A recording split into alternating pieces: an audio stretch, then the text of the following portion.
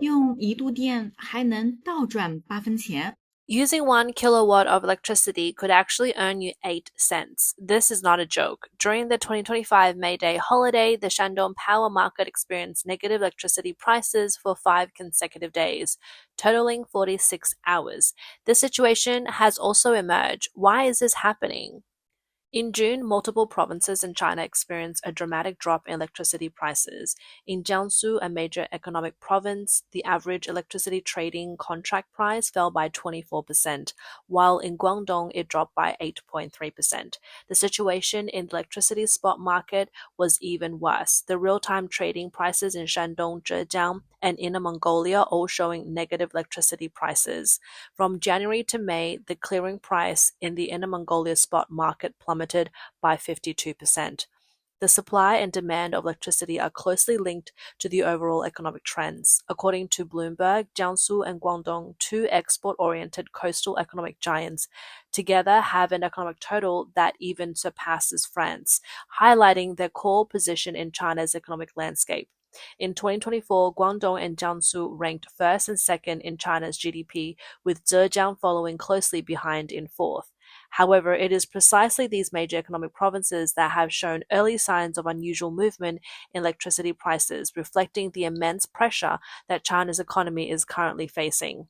Even more surprising is the emergence of the negative electricity price market. According to domestic media reports, Shandong and Zhejiang have introduced relevant policies that allow spot market electricity prices to fall below zero.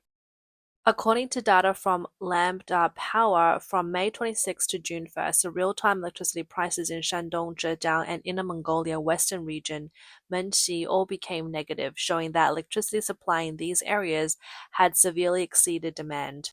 According to a report by domestic media Jiemian News, on June 6 and April this year, the spot market electricity prices in the Inner Mongolia power group's Menxi grid experienced significant fluctuations.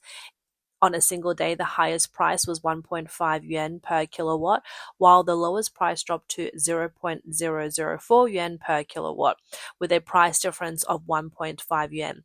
This means that the Menxi grid became the third provincial level power market in China to experience negative electricity prices. Furthermore, from January to May this year, the average spot electricity price in Inner Mongolia dropped by 52% compared to the same period last year. Zhejiang also experienced a similar situation in January 2025, with electricity spot market prices twice dropping to negative 0.2 yuan per kilowatt, setting the negative price limit at the time. This made Zhejiang one of the first provincial-level power markets in China to break the zero-price bottom line. At the same time, coal, the primary energy source for power generation, also began to plummet, and the industry's internal competition has been intensifying, further exacerbating the decline in electricity prices.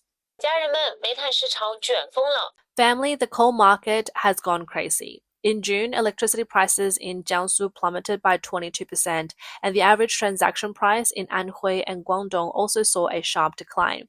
Since the electricity trading market was opened, power plants have been desperately raising prices to grab customers, and coal prices have directly collapsed by 30 to 40%. Thermal power plants are now controlling coal mines. If the coal is bad, they don't want it, and if the price is too high, they don't want it either.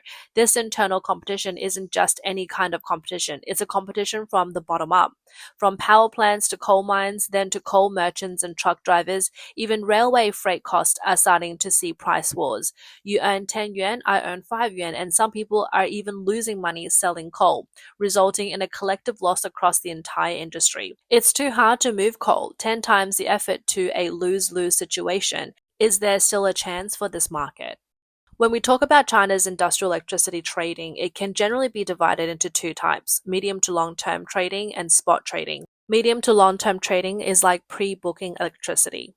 For example, agreeing a few years, a few months, or even a few days in advance when and how much electricity to use, and then supplying it as planned when the time comes.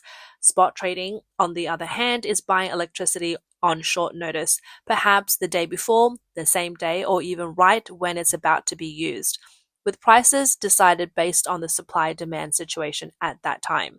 According to statistics from the National Energy Administration of China and the electricity market, medium to long-term electricity trading remains the mainstream, accounting for over 75% of the total electricity trading in the country, covering annual, monthly, and periodic contracts among others. Spot trading is still in the pilot and trial operation stage, only being conducted in a few provinces such as Shandong, Guangdong, Zhejiang, and Inner Mongolia, with a relatively small share and has not yet been fully implemented nationwide.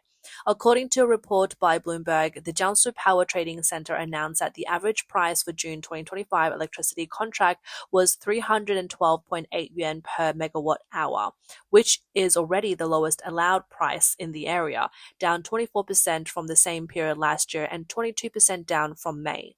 The situation in Guangdong is similar. The average electricity price for June was 372.7 yuan per megawatt hour, which not only dropped by 8.3% from the same period last year, but also fell below the government set price floor of 373 yuan. The blogger Mars Macro mentioned in an article on June 6 that the average electricity price for June in Zhejiang could not be found. However, the average price for Zhejiang's medium to long-term electricity contracts for 2025 is 412.4 yuan per megawatt hour, which is about 50 yuan cheaper than last year, representing a decrease of approximately 10.8%. In fact, as early as the beginning of 2024, Guangdong's electricity demand had already started weakening, while supply exceeded demand, leading to a continuous drop in electricity prices. Now, Jiangsu is experiencing a similar situation, with electricity prices dropping significantly, indicating that the imbalance between supply and demand is spreading to more regions. Blogger Mars Macro stated that while the electricity supply in most provinces in China is still mainly led by government planning or pricing, about 1/4 of the electricity is transacted through the electricity trading centers in a market-driven way. This part of electricity is not priced by the government but is determined by supply and demand through bidding. Therefore, electricity prices can directly reflect whether the local supply is surplus or tight. When supply exceeds demand, prices drop quickly and even reaches negative prices. Conversely, when demand exceeds supply, prices rise. Although the volume of this market-driven trading is not large, the price response is sensitive and is seen as an important barometer for observing the electricity supply and demand status in various regions. So why have the market-driven electricity prices in China electricity trading centers continued to plummet? According to a combined analysis by Bloomberg and blogger Mars Macro, there are four main reasons. First reason, a decline in exports leading to insufficient industrial electricity demand, with economic downturn and tariff war being major contributing factors. First, it's important to understand that electricity consumption is not just a matter of domestic demand. It is a reflection of the operational strength of the entire economy, especially industrial electricity consumption, which accounts for 45 to 50% of China's total electricity consumption. In other words, when factories are idle, equipment is turned off, and orders decrease, electricity consumption will immediately cool down. In recent years, China's economic growth momentum has significantly weakened. On the one hand, factors like the sluggish real estate market, weak domestic demand, and high youth unemployment rates have led to a slowdown in investment and consumption. On the other hand, the US-China trade war and the shift of orders from Europe and the US to Southeast Asia have severely impacted China's exports. Many small and medium-sized manufacturing industries have been forced to reduce production, shut down, or even close, leading to a rapid contraction in industrial electricity demand. It is especially noteworthy that Jiangsu, Zhejiang, and Guangdong, as China's core three provinces for manufacturing and exports, together accounts for 35.5% of the country's industrial added value, and their goods export account for as much as 63% of the national total. These three regions not only host a large number of foreign trade enterprises, but also have a high concentration of energy-intensive industries like electronics, textiles, machinery, and photovoltaics. When the economy declines and exports shrinks, these industries are the first to be impacted, followed by a synchronized contraction in their electricity demand. The General Administration of Customs of China released the latest data on June 9th, showing that in May 2025, China's exports to the United States dropped sharply by 34.5% year-on-year. This drop far exceeded market expectation and set the largest single-month drop since the outbreak of the COVID-19 pandemic in early 2020. The second reason is excessive investment in electricity, leading to a loss of control. According to data from the National Energy Administration and the National Bureau of Statistics, in the past 5 years, China's investment in electricity construction has far outpaced the growth of the economy itself. From 2019 to 2024, China's GDP grew from 99.1 trillion yuan to 134.9 trillion yuan, an increase of about 36% over 5 years, with an annual growth rate of 6.4%. Meanwhile, the total installed power generation capacity in the country, the total capacity of all power plants, increased sharply from 2 billion kilowatts to 3.4 billion kilowatts, a cumulative increase of 66.7%, with an average annual growth rate of 10.8%, nearly double the GDP growth rate. In other words, for every 1% growth in the economy, power generation capacity increased by nearly 2%, which clearly far exceeded the actual electricity demand. Recent data also shows a similar trend. In 2024, China's actual GDP growth rate was 5%, but investment in sectors such as electricity, heat, gas, and water power increased by 23.9%. In the first quarter of this year, total fixed asset investment nationwide grew by 4%, but investment in energy-related industries rose by 25.5%. This indicates that despite the slowdown in economic growth, investment in electricity-related sectors is still being increased, leading to more and more power generation capacity being built, while actual electricity demand has not kept pace. Eventually, this led to a supply glut, which not only lowered electricity prices but also resulted in negative electricity prices in the spot market, where electricity could not be sold and had to be subsidized. In fact, the overcapacity in electricity generation is closely related to the Chinese Communist Party's blind expansion of coal-fired power plants. The main reason for this blind expansion was to alleviate the electricity crisis. As early as 2017, in order to tackle air pollution, China's environmental protection authorities pushed for a coal ban order, which forced a switch from coal to gas. However, the project was never completed, leading to heating difficulties for millions of residents in northern China during the winter. In July 2021, over 20 provinces, cities across China fell into a power shortage crisis. To alleviate the energy shortage, the government turned to investing in the construction of coal-fired power plants again, shifting policies dramatically from one extreme to the other. Columnist David Fickling pointed out that China's electricity investment lacks an overall plan, blindly pursuing power generation volume while neglecting the coordination between market mechanism, financial risk, and energy structure. According to a Greenpeace East Asia survey in April of this year, the Chinese government approved 20.5 gigawatt of new coal-fired power projects in the first 3 months of 2025, exceeding the total approved in 2021. Additionally, the 90.7 gigawatt approved in 2022 means that in just 15 months, the total scale of new projects is equivalent to the combined total of Japan, Germany, and Poland, the three major traditional coal-fired power countries. The inflexibility and high cost of coal-fired power plants led to severe consequences from their rapid expansion. According to estimates by Bloomberg New Energy Finance, the cost of new coal-fired power generation capacity in China is about $505 per kilowatt, while natural gas power plants only cost $290 per kilowatt. Due to insufficient natural gas supply and relatively abundant coal resources, local governments still tend to prioritize coal-fired power projects. Fickling points out that although coal power is suitable as a base load source, it performs poorly in peak load regulation during peak times. This is because coal-fired plants have slow startup and cooling times, and frequent on-off switching not only reduces efficiency but also easily shortens equipment lifespan. Fickling also warns that every additional gigawatt of coal power capacity will increase China's already high debt of 23 trillion by 500 million, which is unsustainable under the pressure of fiscal constraints. In addition, coal-fired plants are operationally feasible if used for steady generation and maintain a utilization rate of over 60%. However, in reality, most coal-fired plants in China are far from reaching this level. Low utilization means higher unit generation cost. A technology that costs 69 cents per kilowatt hour becomes much more expensive when used for peak power generation. Even more concerning is that these coal-fired projects are often not aimed at solving actual electricity shortages, but are used as tools by local governments to attract investment and stabilize growth.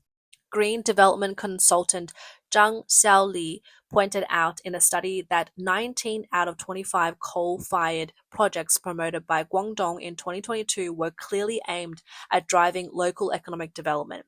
The result has been serious overcapacity. Not only do the power plants face profitability challenges, but they also disrupt the profitability structure of the entire power grid. According to the China Electricity Council, more than half of coal-fired plants were operating at a loss in the first half of 2022. Official data shows that the total losses in the coal power industry in 2021 reached 101.7 billion yuan, approximately 14.5 billion USD. Third, the collapse in coal prices directly depressed electricity trading prices. According to Bloomberg's analysis, the sharp decline in coal prices has been a key driver for the recent fall in electricity prices in China. Over the past year, coal prices have dropped by about 30%, which has had a huge impact on the Chinese electricity market. As one of China's major coal producers, Shanxi coal and chemical industry spans power, chemicals, and metallurgy, and it currently controls 10 power plants operating across Henan, Shanxi, and Hunan. Although the company explained that monthly data may be affected by seasonal or occasional factors, it also admitted that the year on year decline is closely related to the overall slowdown in demand. This is not an isolated case. China Shenhua Energy, China Coal Energy, Shanxi Coal and Chemical Industry, and other leading enterprises 2024 financial reports show that although their performance slightly outperforms the industry average, they still cannot escape the dilemma of a double decline in revenue and net profit. According to statistics from Founder Securities, in the first quarter of 2025, the entire coal industry in China saw a significant decline in both operating income and net profit attributable to the parent company, with net profit falling by 29.7% year on year. David Fishman, the head of the Lantau Group in Shanghai, stated that although the drop in coal prices reduced power generation costs, it also triggered a systemic decline in market electricity prices, further intensifying the profitability pressure in the electricity industry.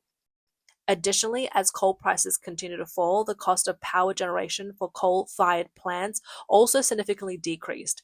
Under the market-based electricity trading mechanism, power generation companies need to participate in electricity price bidding. The lower the bid, the more likely they are to win the transaction. Therefore, as costs decrease, coal-fired power plants have more room to bid lower electricity prices to secure grid access. Fishman also mentioned that the lower coal prices have given coal-fired power plants a price advantage in bidding. Even if they lower their bids, they still have some profit margin. However, this has led to the overall market electricity prices being driven lower, forming a vicious cycle and further intensifying the supply-demand imbalance. It is important to understand that this low cost, low bid, low electricity price chain reaction, while potentially benefiting electricity users in the short term, could harm the market competitiveness of other clean energy sources in the long run and increase the profitability pressure and debt risk in the electricity industry. With coal-fired electricity prices continue to fall, some power generation companies with low operational efficiency could even find themselves on the brink of loss.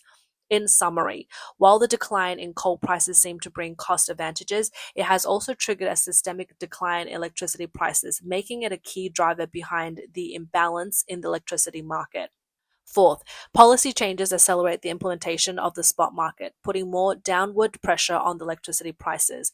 According to Bloomberg New Energy Finance's China Research Director Ko Nannan, the sharp drop in electricity prices in Jiangsu province in June was also influenced by the launch of the electricity spot market. According to reports from Jiangsu Electric Power News, as of June 1st, Jiangsu officially launched the trial operation of long-term settlement in the spot market, making an important step in the province's electricity market reform. Currently, this mechanism is being promoted from pilot areas to the entire country. According to the planning by energy authorities, it is expected that by the end of this year, most regions in China will gradually begin pilot operations of the spot market.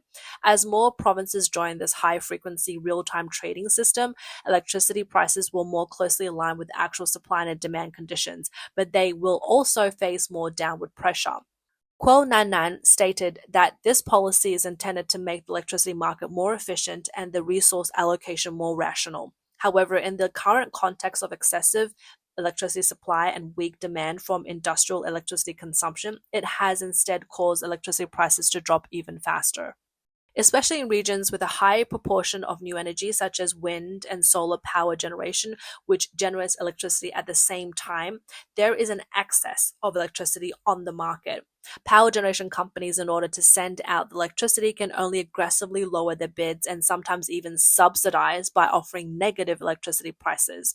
In simple terms, the policy pushing for faster operation of the electricity spot market brings electricity prices closer to actual supply and demand conditions, but also shifts the risk of power generation companies and local power grids. The result is that electricity prices have become more unstable and prone to falling, which is a major reason for the continuous decline in electricity prices in many parts of China in recent months. However, many netizens are confused. Why have industrial electricity prices dropped so much, but residential electricity bills remains the same or even increased? In fact, there are three main reasons behind this. Firstly, residential electricity prices cannot simply be lowered. They are government-controlled planned prices set by the National Development and Reform Commission using a cost-plus pricing method. This means that even if coal prices drop, the government must first assess factors such as livelihood pressure and social stability before deciding whether to adjust the prices. On the other hand, industrial electricity prices have already been deregulated, with companies able to directly negotiate prices with each other and even participate in the electricity trading market to speed up the process. As a result, prices follow market fluctuations much more quickly. Secondly, the government is now facing financial difficulties. In the past, local finances were supported by land sales, but recently land sales have stalled and the housing market is weak, causing a significant drop in revenue. In this financially tight circumstances, there are no extra money to subsidize residential electricity prices. Even if the cost of electricity generation decreases, the government may not be willing to lower prices and might even slightly increase them to fill the budget gap. Finally, power plants and power grid companies are also tightening their belts. In recent years, coal prices surged, equipment became outdated, and investment returns were poor.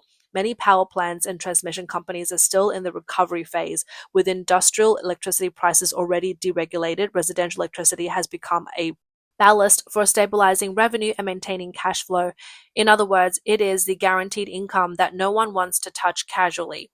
In summary, residential electricity prices seem to be stable as a mountain, but behind the scenes, it is a combination of political, financial, and business accounts.